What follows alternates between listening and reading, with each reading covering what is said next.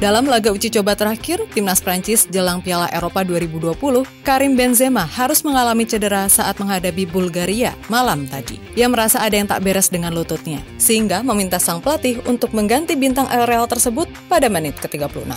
Ia pun kemudian digantikan oleh Olivier Giroud malam tadi, di mana sang super sub Chelsea ini berhasil menciptakan 2 gol dalam kemenangan Prancis malam tadi.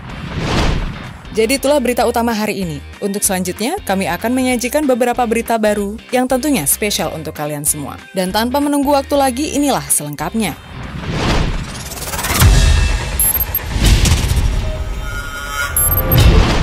N'Golo Kante mendapatkan standing ovation. Dalam laga timnas Prancis kontra Bulgaria malam tadi, pemain tengah andalan mereka, N'Golo Kante, mendapatkan standing ovation ketika ditarik keluar di menit ke-65 saat digantikan Thomas Lemar. Donny van de Beek absen di Euro 2020. Tim nasional Belanda secara resmi mengumumkan bahwa gelandang Manchester United, Donny van de Beek, tidak akan berpartisipasi di ajang Euro nanti. Pemain berusia 24 tahun itu tercatat mengalami cedera saat menjalani latihan dengan tim Orange. Frank de Boer, selaku pelatih Belanda, tidak akan mencari pengganti dan memilih untuk mempertahankan skuad yang ada.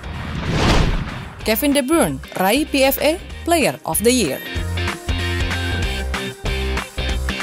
Playmaker Manchester City, Kevin De Bruyne, meraih gelar PFA Players of the Year di tahun ini. Penghargaan itu diraih De Bruyne 2 kali berturut-turut. Ini merupakan penghargaan pemain terbaik lewat suara terbanyak dari voting rekan-rekan sesama pemain. Pemain asal Belgia itu juga memenangkan penghargaan serupa di tahun lalu. Di Premier League musim ini, De Bruyne tampil 25 kali, mencetak 6 gol dan 12 assist. Spanyol siapkan beberapa pemain untuk gantikan Sergio Busquets. Tim La Furia Roja telah memanggil beberapa pemain seperti Carlos Soler, Brais Mendes, Pablo Fornals, dan Rodrigo Moreno untuk berlatih dalam skuad secara terpisah. Itu dilakukan Spanyol sebagai bentuk jaga-jaga jika nantinya Sergio Busquets terpaksa gagal tampil di Euro. Seperti diketahui, gelandang Barcelona itu saat ini menjalani isolasi mandiri setelah dinyatakan positif COVID beberapa hari yang lalu. N'Golo Kante memilih rendah hati ketika namanya dikaitkan dengan Ballon d'Or. Gelandang Chelsea, N'Golo Kante, enggan berkomentar banyak tentang peluang memenangi Ballon d'Or menyusul penampilan luar biasa di musim 2020-2021. Seperti diketahui, pemain internasional Prancis itu aktor penting dalam keberhasilan The Blues menjuarai Liga Champions musim ini. Berkat penampilan apiknya itu, banyak pihak yang menilai Kante layak untuk memenangkan Ballon d'Or. Namun, seperti biasa, Kante memilih untuk merendah. Kita masih di pertengahan tahun, masih banyak pertandingan yang harus dijalani. Tidak pantas rasanya untuk bilang saya layak memenangkan Ballon d'Or, ujar Kante pada L'Equipe. Dejan Kulusevski positif terpapar virus corona. Pemain sayap Juventus dan tim nasional Swedia, Dejan Kulusevski, positif terpapar COVID-19. Kabar yang kurang bagus tentunya bagi Swedia yang 6 hari lagi akan mengawali kiprahnya di Piala Eropa 2020 melawan Spanyol. Kini Kulusevski tengah menjalani isolasi mandiri. Dean Henderson layak gantikan De Gea menjadi kiper nomor 1 Manchester United. Mantan manajer Manchester United, Jose Mourinho, merasa pada musim 2021-2022 adalah musim di mana Dean Henderson bisa menyingkirkan David De Gea sebagai kiper utama Setan Merah. Saya bertemu dengannya di Manchester United kala itu. Dia masih sangat muda, dan saya selalu ingat dia meminta saya untuk dipinjamkan. Dia bilang ketika saya kembali, saya akan menjadi nomor 1. Dia mengatakan itu kepada saya ketika ia jadi kiper keempat.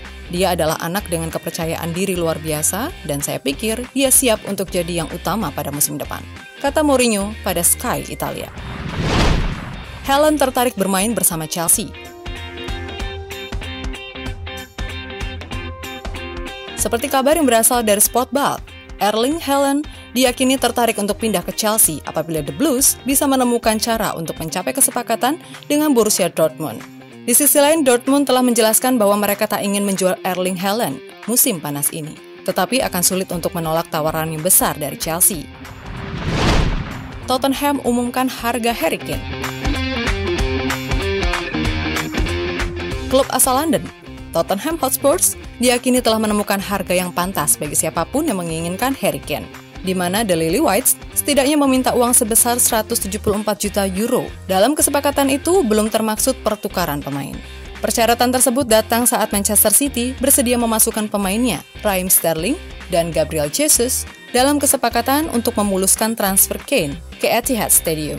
Penyerang internasional Inggris tersebut memang menjadi pemain yang paling diincar setelah berhasil mencetak 23 gol dan 14 assist di Premier League musim ini.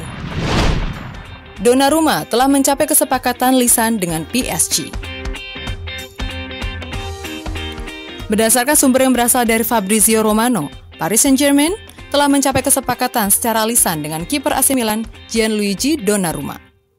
Kiper tim nasional Italia itu kini hanya menunggu untuk menandatangani kontraknya hingga Juni 2026 sebagai pemain baru Les Parisiens. Ruben Neves ingin bergabung dengan Arsenal. Gelandang Wolves dilaporkan telah memberitahu sejumlah rekan satu timnya tentang keinginannya untuk bergabung dengan Arsenal. The Sun mengklaim bahwa The Gunners harus lebih dahulu membayar biaya sekitar 35 juta pounds untuk bisa mendapatkan pemain tersebut. Namun kondisi finansial The Gunners saat ini telah membuat mereka kalah bersaing dengan Aston Villa dalam perebutan playmaker Norwich City, Emiliano Buendia, pada akhir pekan lalu. Arsenal kemungkinan harus menjual beberapa pemain mereka terlebih dahulu untuk bisa mendapatkan Neves sesuai harga yang diminta oleh Wolves. Prancis dan Spanyol menang mudah malam tadi. Tim nasional Prancis kembali menjalani laga uji coba sebelum mentas di Piala Eropa pada pertengahan bulan ini. Skuad asuhan Didier Deschamps itu berhasil menang dengan mudah atas Bulgaria dengan skor 3-0. Gol Les Bleus masing-masing dicetak oleh Antoine Griezmann dan 2 gol dari Olivier Giroud. Di sisi lain, timnas Spanyol juga berhasil menang besar di laga terakhir jelang Piala Eropa bergulir minggu depan. Bermain menghadapi Lituania, mereka berhasil menang 4-0 malam tadi. Jadi itulah beberapa berita yang berhasil kami sajikan untuk kalian semua. Terus ikuti perkembangan sepak bola dengan selalu mengikuti channel ini. Terima kasih dan sampai jumpa.